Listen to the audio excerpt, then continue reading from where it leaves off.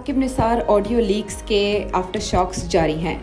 हुकूमत ने इन लीक्स को नून लीग के हक में अदलिया पर दबाव डालने का हरबा करार दिया है, जबकि नून लीग ने इस लीक को अपने इस बयानिए की तजदीद करार दिया है, जिसके मुताबिक पिछले इलेक्शन का मेला उन्हें गैर कानूनी तरीके से इक़्तिदार से महरूम करने और उनके कायदीन को पाबंदे सलासल करने के लिए लगाया गया था। आज PDM का एक और सरबराही इजलास हुआ। अब अहम ऐलानात को 6 दिसंबर तक मुअख्खर किया गया है। PDM और नून लीग के अंदर क्या बातें हो रही हैं, इन तमाम सवालात के जवाबात लेने की कोशिश करेंगे सेठी साहब से।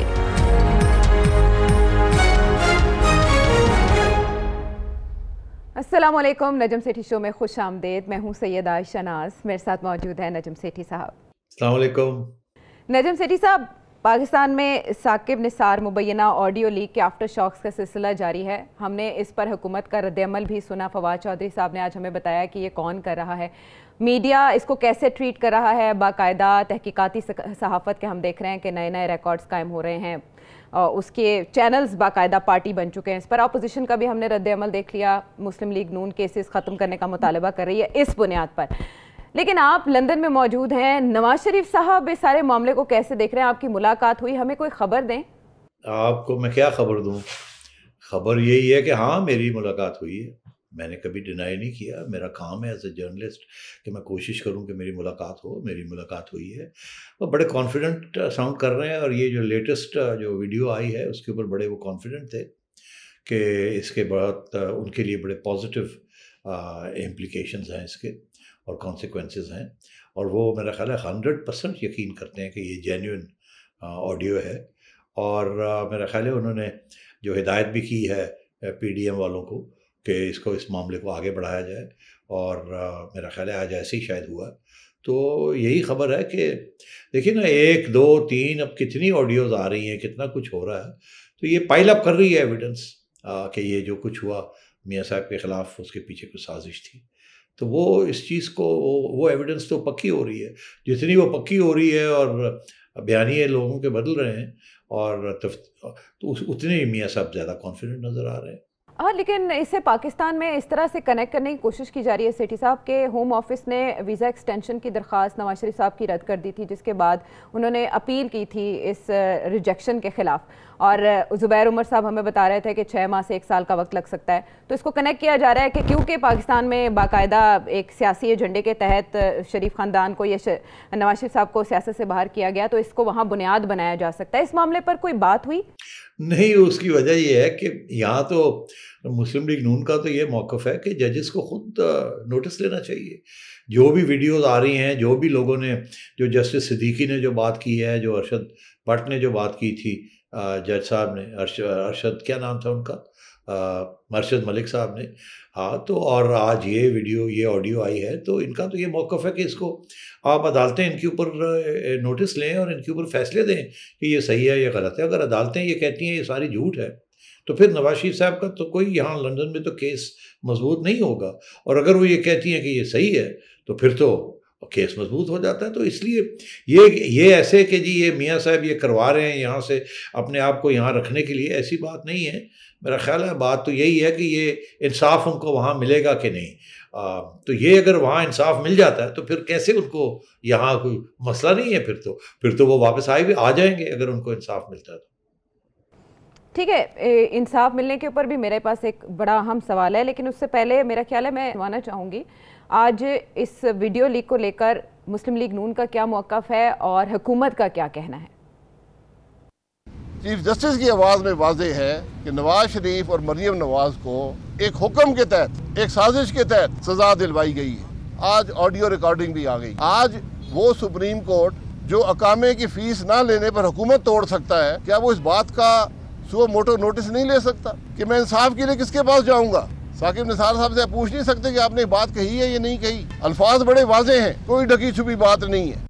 फिर एक इन्होंने टीमें अपनी बनाई हुई हैं जो कि फेक लीक्स तैयार करती हैं और उसको ये टेक्नोलॉजी की मदद से इस तरह की फेक वीडियोस क्रिएट करके इनका ख्याल है कि जजेस हों और जो बाकी काबरीन हैं वो इनके दबाव में आ सकते हैं। अपनी पार्टी को भी शायद काबू करने के लिए उन्होंने इस तरह की वीडियोस जो हैं उनको वो बनवा रही हैं। धीमे धीमे लहजे में फवाद चौधरी साहब मरियम नवाज साहिबा की बात करें कि वो पार्टी पे अपनी गिरफ्त रखने के लिए इस तरह के काम करवा रही हैं, ऑडियो वीडियो लीक्स बनवा रही हैं सेठी साहब, और ये भी कहना है कुछ हलकों का कि ये फैब्रिकेटेड टेप है, ये उनकी मुख्तलिफ तकारीर का मजमुआ है साबिक चीफ जस्टिस की। आयशा, इससे मुझे फौरी तौर पर 3 पॉइंट्स मेरे जहन में आते हैं। पहली बात तो ये है कि वो धीमी धीमी आवाज़ में जब फवाद बात करते हैं तो मैं उनको कुछ जानता हूँ अच्छी तरह। इसका ये मतलब है उसमें दूध में पानी मिला रहे हैं। पहली बात तो ये, जब वो दूध का दूध और पानी का पानी करते हैं तो बड़े कॉन्फिडेंट के साथ ठा ठा करके बात करते हैं, और जब वो धीमी आवाज़ में बात करते हैं इसका मतलब है कि बड़े क्वाइटली पानी डाल रहे हैं दूध के अंदर, और थोड़े से गिल्टी भी फील कर रहे हैं और छुपाने की कोशिश कर रहे हैं। तो पहली बात तो ये, ऑफ कोर्स ये कोई पक्की बात तो नहीं, ये तो मजाक कर रहा हूँ। आगे आए आपके, अब उन्होंने जो बात की फेक न्यूज़ की, अब मुझे याद है क्योंकि हम तो काफ़ी अरसे से पुराने खिलाड़ी हैं, मुझे याद है कि जब ये पीटीआई आई थी तो सबसे पहले पीटीआई ने अपने ये ट्रोल टैंक्स बनाए थे। सबसे पहले पीटीआई जो थी उन्होंने सोशल मीडिया को इस्तेमाल किया बहुत अपना पावर बढ़ाने के लिए, अपनी आउटरीच बढ़ाने के लिए, और ऑपोजिशन की बुराइयां करने के लिए। और उस वक़्त इनके एक बड़े लीडिंग मेंबर थे जो इसको फंड कर रहे थे, ये थिंक टैंक्स को, और उससे बड़े बड़े नाम भी आए थे, और फिर उन्होंने तस्लीम भी किया था हाँ हम पीटीआई के ट्रोल टैंक्स हैं, जहाँ से ट्रेंड्स बनते थे, सब कुछ बनता था। ये नून लीग वाले तो बाद में इनको ये जाग आई, क्योंकि ये इतने इनमें उस किस्म की तालीम नहीं थी। ये तो फिर यू आर राइट, मरियम बीबी ने आके फिर जब ये प्राइम मिनिस्टर हाउस में थी तो उन्होंने एक छोटी मोटी मीडिया सेल बनाई थी, मगर उस वक्त भी इनकी कोई ट्रोल टैंक्स नहीं थे उस किस्म के। और इसमें तो खैर जहाँ मिनिस्ट्री ऑफ इंफॉर्मेशन भी हो और एजेंसियाँ भी हो और प्राइवेट सेक्टर के लोगों को भी पैसे दिए हों कि बनाएं आप, तो ये तो हुकूमत के पास ये पावर्स और फाइनेंशियल रिसोर्सेज होते हैं और हमेशा हो रहे हैं।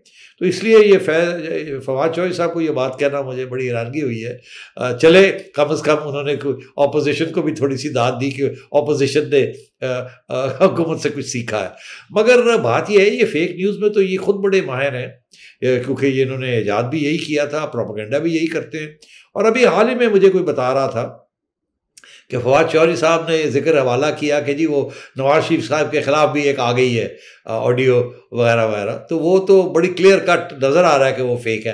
मेरा ख्याल है वो भी उन्होंने बड़ी धीमी आवाज़ में इसका जिक्र किया था, क्योंकि वो भी बिल्कुल फेक है। वो तो फेक न्यूज़ में तो ये मास्टर है गवर्नमेंट वाले, और इसमें तो कोई शक ही नहीं है। अब बाकी आई आपके ये फेक न्यूज़ है या ये फेक न्यूज़ नहीं है, ये तो अब बाद में जाके फैसला होगा कि ये है कि नहीं। अब आइए आप खाका नवाज़ी साहब जो बात कह रहे हैं, खाका नवाज़ी साहब ने बड़ी चुन के बात की है। अभी आपने देखा कि एक चैनल ने और दो चैनल्स ने एक काउंटर वेट वीडियो बनाई है या बना के दिखाई है, जिसकी बड़ी तारीफ़ें हो रही हैं इनके अपने सर्कल्स में अंदर कि जी वाह वाह क्या इन्वेस्टिगेशन की है, जिसमें ये कोशिश की गई है कि ये बताया जाए कि ये जो नूरानी साहब की वीडियो है ये सही नहीं है, और इस पर कुछ जज साहब की, साकिब निसार साहब की पुरानी स्पीचेस में से कुछ चीज़ें लेके स्टिच अप की है। तो अब बात यह है कि वो अब जब शहज़ेब खानज़ादा के प्रोग्राम के ऊपर फवाद चौधरी साहब को कन्फ्रंट किया गया और वहाँ ये कहा गया कि अच्छा चले, वो पहली बात तो हम उधर नहीं जाते, मगर ये जो मियाँ साहब और मरियम बीबी के बारे में जो बात कही गई है ये तो कहीं से स्टिच अप नहीं हुई, ये कहाँ से है, अगर रही हुई तो क्या बताएं। तो फवाद चौधरी साहब ने उसका जवाब नहीं दिया, अलबत्ता बात को टाल दिया। तो अब बात यह है कि वो मसला तो है ना। अब यही मैंने देखा कि खाका नवाज़ी साहब भी उन चीज़ों के ऊपर फोकस कर रहे हैं जहाँ नाम लिया जा रहा है मरियम का और मियाँ नवाज शरीफ साहब का, क्योंकि वहाँ तो कोई ऐसी वीडियो इनकी तरफ से नहीं आई जो कि ये नाम की, जो कि हम कहें कि ये इस पर कोई क्रेडिबिलिटी है या नहीं है। अब जहाँ तक साकिब निसार साहब की वो जो शुरू में जो हिस्सा है, unfortunately let me be frank, और इस किस्म की जो बात की है उन्होंने, उसके ऊपर भी कुछ लोग हैं जो उन्होंने कोई वीडियोस बनाई हैं या दिखाई हैं कि साकिब निसार साहब की जिस स्पीच का जो वीडियो दिखाया जा रहा है ये चैनल ने जो बनाया है वो वीडियो कोई और है और इन्होंने उसके अंदर ये ठोक दिया है। तो इस किस्म की चीज़ें चल रही हैं। तो मैं ये समझता हूँ कि बिल्कुल सही बात की है खाकान अब्बासी साहब ने कि ये मीडिया के अंदर क्यों ये वॉर हो रही है, जंग हो रही है। वो एक कहता है ये वीडियो ख़राब है, फेक है, दूसरा कहता है ये वीडियो फेक है।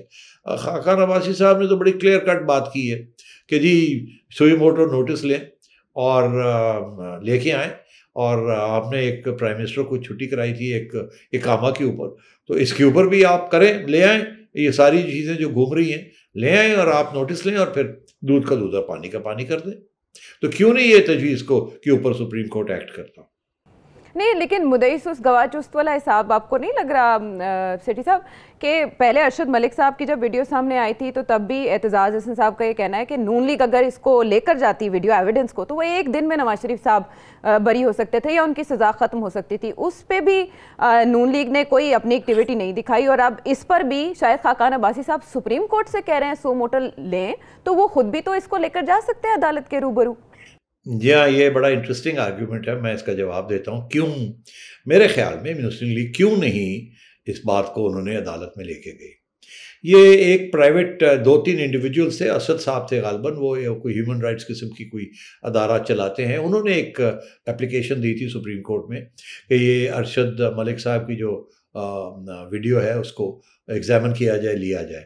उसके ऊपर उनका ये कहना है असद साहब का कि सुप्रीम कोर्ट ने एक जजमेंट दे दी मगर हमें सुना ही नहीं, हमें बुलाया ही नहीं, सुना ही नहीं, और लंबी चौड़ी पता नहीं कितने सफ़े की जजमेंट दे दी, जिसके अंदर सुप्रीम कोर्ट उस वक्त खोसा साहब थे, उन्होंने कंडीशंस ले डाउन कर दी थी कि जिसके बेसिस के ऊपर वीडियो एक्सेप्ट हो सकती है, और अगर वो कंडीशंस फुलफिल ना हो तो वीडियो एक्सेप्ट हो ही नहीं सकती। अब मेरा ख्याल है आपके पास तो वो खबर भी होगी, आप चाहें तो सुना दें लोगों को कि कितनी मुश्किल कंडीशंस थी जो कि उन्होंने ले डाउन कर दी थी, क्योंकि अगर वो कंडीशंस फुलफिल ना हो तो वो आपका केस ही, वो आपकी वीडियो रिजेक्ट हो जाएगी।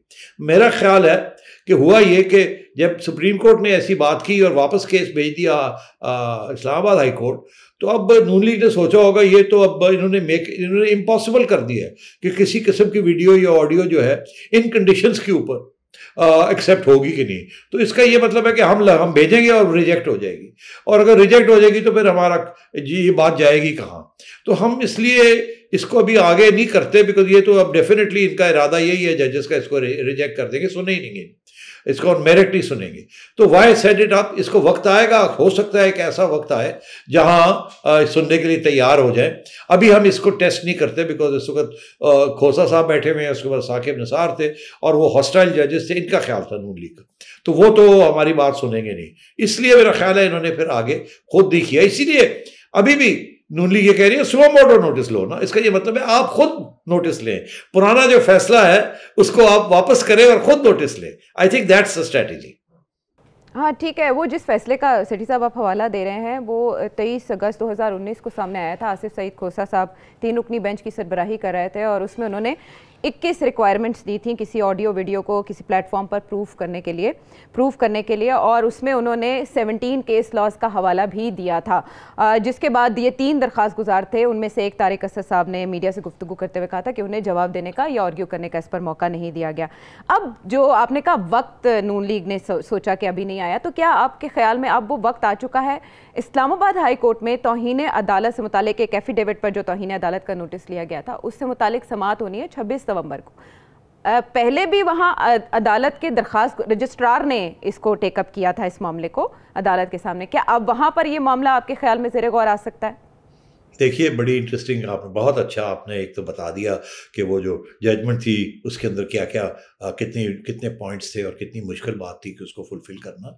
मगर बड़ी इंटरेस्टिंग बात है, मैंने पहले भी इस प्रोग्राम में कहा है कि जस्टिस अत्तर मिनुल्लाह ने ये जो कंटेम्प्ट नोटिस लिया है, ये कंटेम्प्ट नोटिस बनता नहीं है। मगर इसके साथ एक बात हो जाती है कि अगर आप उसको डिस्कस भी नहीं कर सकते तो अदालत में कैसे ला सकते। तो ये मेरा ख्याल था कि इसको रोक दिया गया है कि ये अब अदालत के अंदर एविडेंस भी ना प्रेजेंट कर सके। तो ये ऑलरेडी जिसे कहते हैं ना प्रीएम्प्ट कर दिया है इस्लामाबाद हाई कोर्ट ने, तो उन्होंने बात को डाइवर्ट कर दिया है। अब नून लीग कैसे लेके जाएगी, वो तो कहते हैं आप बात भी नहीं कर सकते, डिस्कस भी नहीं कर सकते। तो इसलिए मैंने ये कहा था it has nothing to do with contempt of court, ये फ्रीडम ऑफ मीडिया है, ये एक केस के ऊपर इम्पिंच करती है, ये केस के कॉन्सिक्वेंसेज इसके बनते हैं, ये बिल्कुल दुनिया का ये असूल है। कि जी अगर कोई नई एविडेंस आ जाए या कोई नई कहानी आ जाए या कोई नई रिपोर्ट आ जाए तो अदालत इस कंपेल्ड कि उसको भी देखा जाए, ताकि अगर अच्छा फैसला हो तो उसको अच्छा फैसला देना चाहिए। ये नहीं कि कोई एक बात आई है और आप कहते हैं हम सुनने के लिए नहीं तैयार नहीं, ये कभी होता नहीं किसी कहीं भी दुनिया में। तो ये जो जजमेंट आई है कि जी कंटेम्प्ट का केस है, ये कंटेम्प्ट का केस तो बनता ही नहीं है। तो इससे पहले सहाफ़ियों के हवाले से भी आपको याद होगा कि एक दरख्वास्त गई थी जिसमें सहाफ़ी अपनी एप्लीकेशन लेकर गए थे एक काजी फ़ाइज़ ईसा साहब के सामने, और उसके बाद सुप्रीम कोर्ट ने इस पर बेंच बना दिया था। आपको याद होगा वो हवाला भी, जिसके बाद उस पर मज़ीद कार्रवाई नहीं हो सकी थी। सेठी साहब जी बिल्कुल सही कह रहे हैं। इसके अलावा एक और केस था जिसमें फेडरल यूनियन ऑफ जर्नलिस्ट और HRCP ह्यूमन राइट्स कमीशन, मैं और लोग साहब जर्नलिस्ट, एक एप्लीकेशन गई थी अतर मिनुल्लाह साहब के सामने कि जी हमें इजाज़त, हम ये कैसे ये आप रोक सकते हैं फ्रॉम ये एब्सकॉन्डर जो है हमारा फ्रीडम ऑफ एक्सप्रेशन है, आप कैसे रोक सकते हैं अस फ्रॉम इंटरव्यूइंग हिम और डिस्कसिंग हिम। तो वो फिर विड्रॉ हो गई थी बिकॉज अब मेरी इतला यही है, विड्रॉ इसलिए की गई क्योंकि इशारा ये आया था कि ये रिजेक्ट हो जाएगी, बेहतर ये है कि आप इसको विड्रॉ कर लें, तो इसलिए फिर विड्रॉ हो गई थी। अब हो सकता है मैं सही ना कह रहा हूँ, I don't want to get into trouble with Minallah साहब, बट अब बात यह है कि we know what's going on, तो ऐसी कोई बात नहीं है और इसलिए वी आर वेरी सस्पिशियस। ठीक है, और जाते जाते ब्रेक पर जाने से पहले अगर आप सेठी साहब हमें बता दें कि नवाज शरीफ साहब की वापसी पर चहमगोइयाँ की जा रही हैं, अगले 3 माह में मंजूर वसान साहब कह रहे हैं कि वो वापस आ सकते हैं, ऐसा कोई इरादा लगा आपको मियाँ साहब का? नहीं देखिए, ये तो जाहिर है ये तो फैसला उन्हीं का होगा। शहबाज शरीफ साहब के साथ मिलके वो फैसला करेंगे और PDM के साथ मिलके फैसला करेंगे, हमें तो नहीं वो आएंगे। इसीलिए बड़ा अहम है कि वो PDM वाले को ये ऐसी कोई कार्रवाई करके दिखाएं जिसके साथ एक कोई मौके पैदा करें, जिसके साथ गवर्नमेंट अंडर प्रेशर आए और मियाँ साहब वापस आए उसको लीड करने के लिए। मेरा ख्याल है अभी तक तो PDM ने वहाँ तक पहुँची नहीं है, इसीलिए वी शुड डिस्कस के PDM के एजेंडा क्या है, उससे पता चलेगा कि मियाँ साहब जो है वो कब फैसला करेंगे वापस आने का और क्यों। बिल्कुल ठीक है, PDM के एजेंडे से मुतालिक बात हो रही है तो बिल्कुल सेठी साहब ने सही फरमाया। इस इजलास में ये कहा गया है कि कौमी सतह पर मज़ाहमत की जाएगी इस ऑडियो लीक के बाद और इस मामले पर कौमी सतह का एक बयानिया तश्कील दिया जाएगा। हम इस पर डिटेल में बात करेंगे, वापस आते हैं ब्रेक के बाद।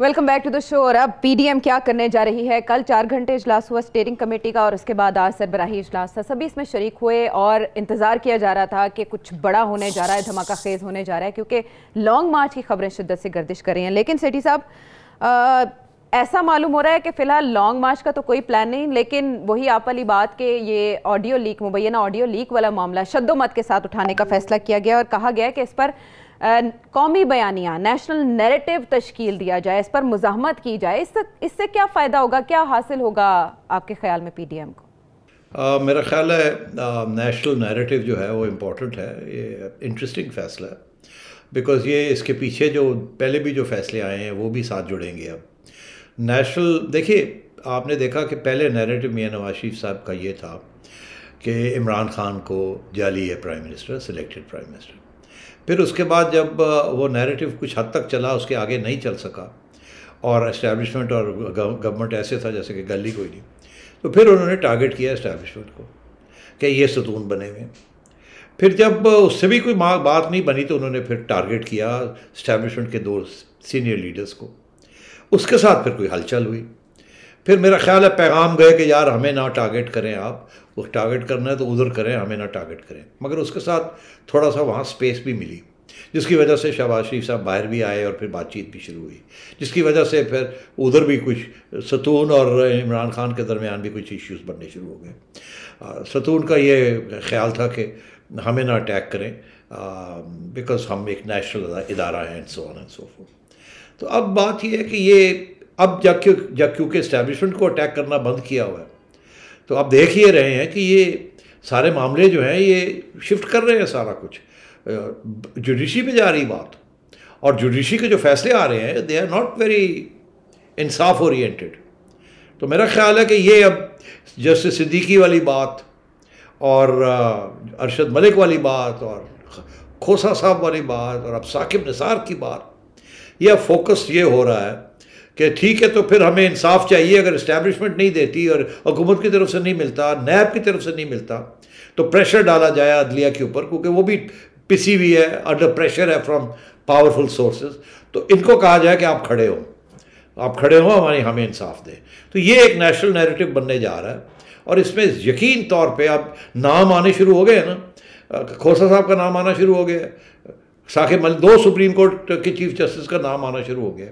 वो आयन मुमकिन है और भी फिर कुछ चीज़ें निकलनी शुरू हो जाएं।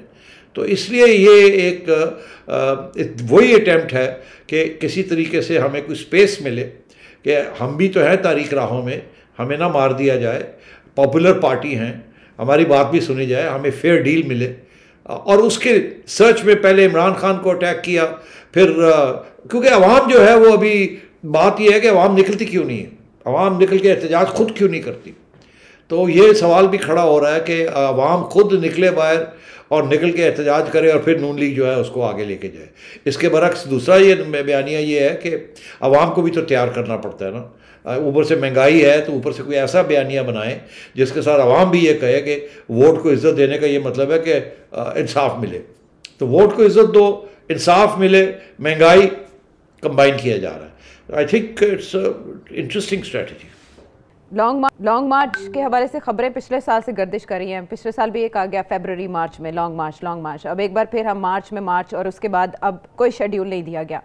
ये कहा जा रहा है कि कायदीन ने इत्तफाक किया है, ऑडियो क्लिप मुंतखब वज़ीर आज़म को साजिश से निकालने के तसलसल का एक और सबूत है। इस पर कोई समझौता अब नहीं किया जाएगा। तो क्या करेगी PDM गो स्लो पॉलिसी के अलावा नया?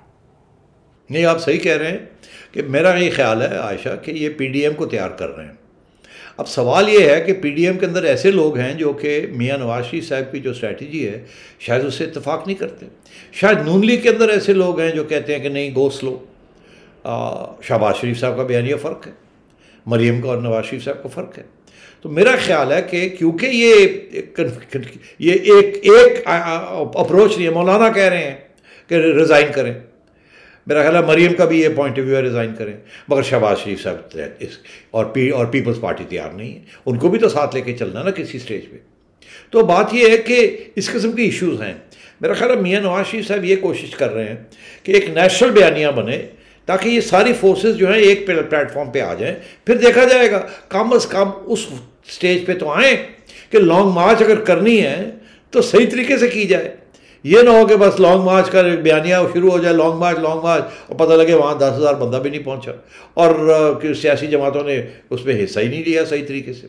अपनी सियासी जमात को भी तो तैयार करना है ना, नून लीग को। नून लीग के अंदर भी तो 2 बयानिए चल रहे हैं, कैसे सारे इकट्ठे होंगे? आपको याद है जब मौलाना ले गए थे लॉन्ग मार्च के ऊपर तो नून लीग ने हिस्सा नहीं लिया था, एवं एक टोकन हिस्सा ले लिया। शहबाज शरीफ साहब चले गए वहाँ जाके और 1-2 बातें कर दी और उसके बाद गायब हो गए। तो ये नून लीग के अंदर भी तो इश्यूज़ हैं जिनको इन्होंने रिजॉल्व करना है, उसके लिए वक्त दरकार है। तो ये सारी चीज़ें भी क्लियर नहीं हैं। इसको क्लियर करने के लिए एक और रास्ता इस्तेमाल किया जा रहा है कि 1-8 महीना और है, इसके अंदर भी हम ट्राई कर लें। दिसंबर में लॉन्ग मार्च तो फैसला है ही है कि किसी न किसी स्टेज पे करनी है, मगर कैसे करनी है, उसके आखिर में जाके क्या करना है, वापस आ जाना है, नहीं आना, रिज़ाइन करना है, 100 दिन बैठना है, 5 दिन बैठना है, फंडिंग कहाँ से होगी, ऑर्गेनाइज कौन करेगा, नून लीग आगे होगी पीछे होगी मौलाना के, ये सारी बातें अभी तय करने वाली हैं। और ऊपर से अवाम जो है वो देखा जा रहा है कि अवाम में गुस्सा कितना है, अवाम को तैयार कैसे किया जाए उस मकसद के लिए जिस मकसद के लिए लॉन्ग मार्च करनी है। तो मेरा ख्याल है ये इश्यूज़ हैं, ये वक्त लगता है इनको अनरेवल करने में, मगर मेरा ख्याल है कि ये जनवरी तक ये क्लियर हो जाएंगे या वन वे और दी अदर, फिर शायद कुछ जाके आगे बात बढ़े। तो अभी इसका मतलब 6 दिसंबर को दोबारा PDM का इजलास होने जा रहा है, सरबराही इजलास। आपने कहा दिसंबर नहीं तो जनवरी का। अच्छा, EVM और आई वोटिंग पर भी ये फैसला किया गया PDM के इजलास में कि इसे सुप्रीम कोर्ट में चैलेंज किया जाएगा जिस अंदाज में कानून साजी की गई है, लेकिन हुकूमत डटी हुई है और उनका ये कहना है कि ये 2023 के इंतखाबात EVM और आई वोटिंग के तहत ही होंगे।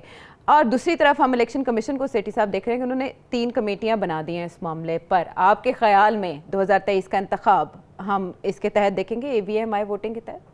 देखिए, बड़ी इंटरेस्टिंग बात है, क्योंकि कानून तो ये कहता है कि ईवीएम के ज़रिए होगा, मगर कानून इलेक्शन कमीशन को भी हक देता है कि इलेक्शन कमीशन फाइनल फैसला इलेक्शन कमीशन का है कि कैसे होगा, कब होगा, कोई एतराज़ है उनको रिमूव करें and so on and so fourth. तो ये बात हम पहले भी डिस्कस कर चुके हैं। अब क्योंकि प्रेशर आ गया इलेक्शन कमीशन के ऊपर, तो जाहिर है उन्होंने तो फिर कोई कमेटीज़ तो बनानी थी ना। मेरा ये ख्याल है ये कमेटीज़ इसीलिए बनाई गई हैं कि चले अब कानून आ गया, हम देखते हैं इस कानून को, हमारे जो ऑब्जेक्शंस हैं वो देखते हैं, गवर्नमेंट को कहते हैं कि ये कमेटीज़ के ये फैसले हैं, अब ये रिमूव करें, ये रिमूव करें, ये रिमूव करें। तो इलेक्शन कमीशन भी अब अगर गवर्नमेंट इलेक्शन कमीशन के साथ गेम्स खेल रही है तो इलेक्शन कमीशन का मौक़िफ़ तो आपको पहले से पता ही है। उन्होंने तो पहले अपनी पूरी रिसर्च और इन्वेस्टिगेशन कर ली है कि करना है कि नहीं करना। तो अब ज़ाहिर है ये कमेटीज़ उन्होंने बना दी हैं, अब कमेटीज़ की इंतज़ार करें, कमेटीज़ ये सारे मामलों को देखेंगी तो फिर इलेक्शन कमीशन भी गेम्स खेलेगी। यानी सारा काम जो है वो गेम्स का है, रूल ऑफ गेम्स का। ऐसा लगता है जैसे इल्यूमिनेशन चैम्बर कोई सजा हुआ है जिसमें हर कोई अपनी अपनी हिकमत अमली के तहत आगे बढ़ा है। ब्रेक के बाद हम वापस आएंगे तो आपके सवाल शामिल करेंगे।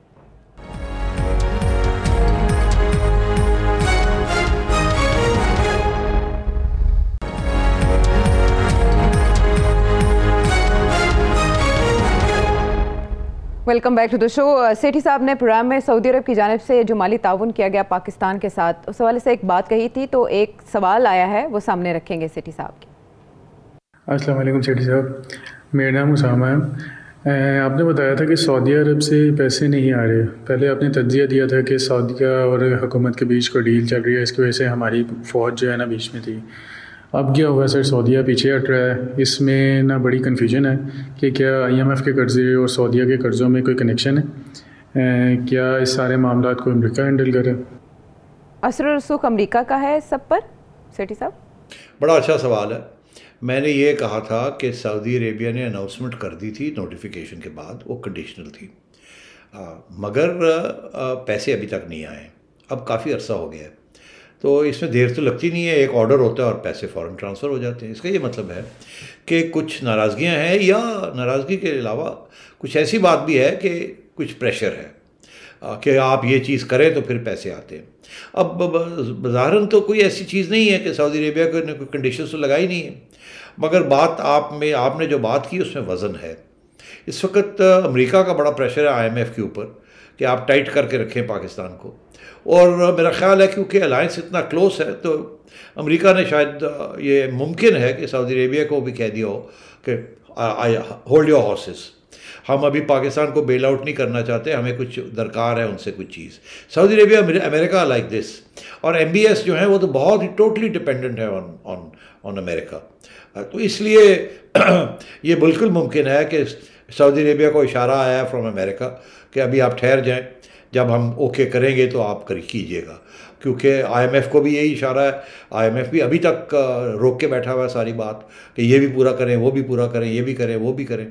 तो इसलिए ये बिल्कुल मुमकिन है, बिकॉज़ आपको पता है अमेरिका और पाकिस्तान के दरमियान जो नेगोशिएशंस इस वक्त चल रही हैं उसका तल्लक है वो दैट एयर कॉरिडोर जो अमेरिका मांग रहा है, वो एक किस्म का बेस ही है, वो फिज़िकल बेस नहीं है, वो एयर बेस है। आप समझे कि हम पाकिस्तान से ओवर फ्लाइट्स कर सकते हैं, उसके ऊपर काफ़ी लेन देन हो रही है। दोनों साइड्स ने एडमिट कर लिया है कि ये बात चल रही है और इन प्रिंसिपल अग्री हो गया, मगर उसकी बारीकियाँ जो है वो अभी तक तय नहीं हुई। इसका जिक्र मैंने किया था। तो इसलिए ये आपका सवाल दुरुस्त है। मेरा ख्याल है मुमकिन है कि ये अमेरिकन प्रेशर है सऊदी अरेबिया पे और काउंटर प्रेशर है पाकिस्तान पे। और अब शामिल करते हैं दूसरा सवाल।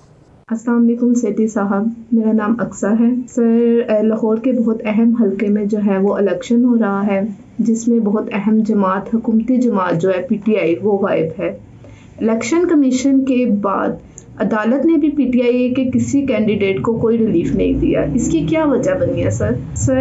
क्या आप ये समझते हैं कि ये बात गलत नहीं कि बहुत अहम हुकूमती जमात के बगैर जो है वो इलेक्शन होने जा रहा है? चले अक्सा के सवाल का जवाब चाहिए सेठी साहब।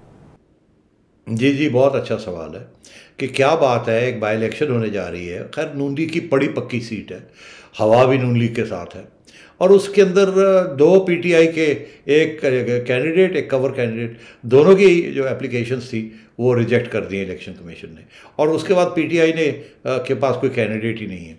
बड़ी इंटरेस्टिंग बात है ये। तो थोड़ी सी इसके ऊपर मैंने भी तफ्तीश की थी कि मुझे लगता है ऐसे है कि वो दोनों कैंडिडेट्स जो थे फ्रॉड कैंडिडेट्स थे।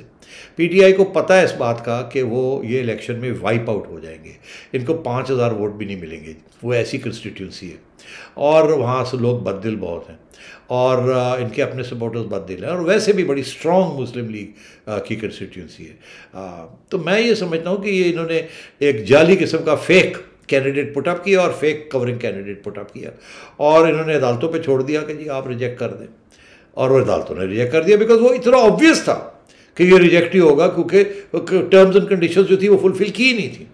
तो ऐसे लगता है कि इन्होंने खुद ये किया है और इनको ये डर है कि अगर हमने इलेक्शन लड़ा और नून लीग ने वाइप आउट कर दिया तो ये हमारे खिलाफ बात जाएगी, एक नया बयानिया शुरू हो जाएगा।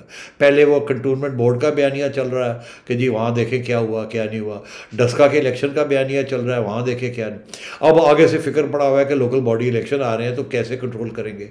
सुप्रीम कोर्ट ने तो कह दिया है कि जी ये करने पड़ेंगे, ये तो नहीं चाहते थे करने। इन्हें यही डर लगा हुआ है कि अगर कोई इलेक्शन का आगे किसी किस्म के भी तो उसके अंदर ये वाइप आउट हो गए तो ये बहुत ख़तरनाक सिग्नल जाएगा, पैगाम जाएगा कि हम फारग हो गए और नून लीग का बयानिया जो है मजबूत हो जाएगा। तो मेरा जवाब इसका ये है कि ये डिलिबरेटली खुद सोच समझ के ये किया गया है कि हमें निकाल दिया जाए इलेक्शन में से। हम तो जी हमारा क्या था, हमें तो निकाल दिया, आप जैसे लोग बेचारे इस किस्म का सवाल पूछें कि जी ये फिर क्या होगा क्या नहीं होगा। और इसका ये मतलब है कुछ हद तक कामयाबी भी हो गई है मगर पीछे उसके ये सोच थी। अब जाते जाते मैं ये कह दूं कि इनकी अब ये सोच ये है कि बाकी चीज़ों के अंदर भी कि जहाँ ये किसी चीज़ को ख़त्म नहीं कर सकते या इनके पास अच्छा जवाब नहीं है, ये फिर पहले तो जवाब देते नहीं हैं, फिर जब ज़्यादा प्रेशर पड़ जाए काउंटर नैरेटिव का बयानिए का तो ये फिर कहते हैं जी अदालतों में ले जाएं। और इनका ये ख्याल है कि अदालतों को ये प्रेशर डाल के वाया इस्टेब्लिशमेंट अपने हक़ में फ़ैसले करा लेंगे या नून लीग के ख़िलाफ़ फ़ैसले करा लेंगे अपने हक़ में ना भी हो तो। फॉर एग्ज़ाम्पल ये जो सारी टेप्स की जो इश्यूज़ हैं, अगर नून लीग नहीं लेके जाती और सुप्रीम कोर्ट सुबह मोटो नोटिस नहीं लेता, और ये तो कह रहे हैं फवाद चौधरी साहब कि लेके जाएं जी लेके जाएं, अब पहले कह रहे थे हमें नहीं पता जी है ही, फिर अब कहते हैं नहीं लेके जाएं जी लेके जाएं। तो अगर लेके जाएंगे तो इनका ये मतलब है आप लेके जाएं, अदालत आपको रिजेक्ट कर दे कि जी आपने टर्म्स पूरी नहीं की फुलफिल, तो आप रिजेक्ट, तो ये कहे जी हम तो तैयार थे, आपने अदालत का इंसाफ साहब हम क्या कर सकते हैं। और वो पहले से अदालतों ने कुछ फैसले ऐसे दिए हुए हैं कि ये चीज़ें जो है नून लीग के ख़िलाफ़ जाएंगी। तो मेरा ख्याल है अब यही फ़लसफ़ा है कि जुडिशरी के ऊपर प्रेशर डाला जाए, जिसकी वजह से अब नवाज शरीफ साहब ने ये जो अब मुझे समझ आ रही है ये जो PDM के बाद ये बयानिया चला है कि जी इसको एक नेशनल नैरेटिव बनाया जाए, this is to counter the pressure on the judiciary. Judiciary के ऊपर प्रेशर है गवर्नमेंट का भी, वो तो नॉर्मल होता है, उसको काउंटर करने के लिए अब ये काउंटर प्रेशर जुडिशरी के ऊपर आ रहा है कि भाई वो प्रेशर अपनी जगह पे, मगर हम तो आज़ाद, आप कहते हैं आप आज़ाद जुडिशरी है और तो हमें आज़ाद इंसाफ फैसले चाहिए। अभी ये जो कॉन्फ्रेंस हुई उसका क्या थीम थी, यही थीम थी ना, और वहाँ भी नवाज शरीफ साहब ने यही बात की थी ना, और वहाँ भी 90% जो लोग आए हुए थे उन्होंने जुडिशरी के ऊपर ही बात की थी ना कि आज़ाद जुडिशरी चाहिए, उसके बगैर इंसाफ नहीं मिलेगा। बिल्कुल ठीक है, ओवरऑल सारे पहलुओं के ऊपर बात हो गई और सियासत में क्या क्या खेल खेले जा सकते हैं। NA-133 का जो मुकाबला है उसको सेठी साहब एक तरफा करार दे रहे हैं, लेकिन पाकिस्तान पीपल्स पार्टी ने यहाँ बहुत एफर्ट पुट की है और उसे हिमायत भी हासिल हो चुकी है कुछ दीगर पार्टीज़ की भी। देखना यह है कि पीपल्स पार्टी क्या डिफरेंस यहाँ बनाती है। पंजाब में दावा किया जा रहा है कि पीपल्स पार्टी का रिवाइवल होगा आने वाले दिनों में, खुसूसन जिस दिन ये इलेक्शन होगा बहुत सी चीज़ें सामने आ जाएंगी। प्रोग्राम के वाले से आप फीडबैक दीजिएगा, टेलीविजन स्क्रीन पर आपके सामने नंबर है, सेठी साहब से अपना सवाल पूछ सकते हैं। अगले प्रोग्राम तक के लिए अल्लाह ने के बाद।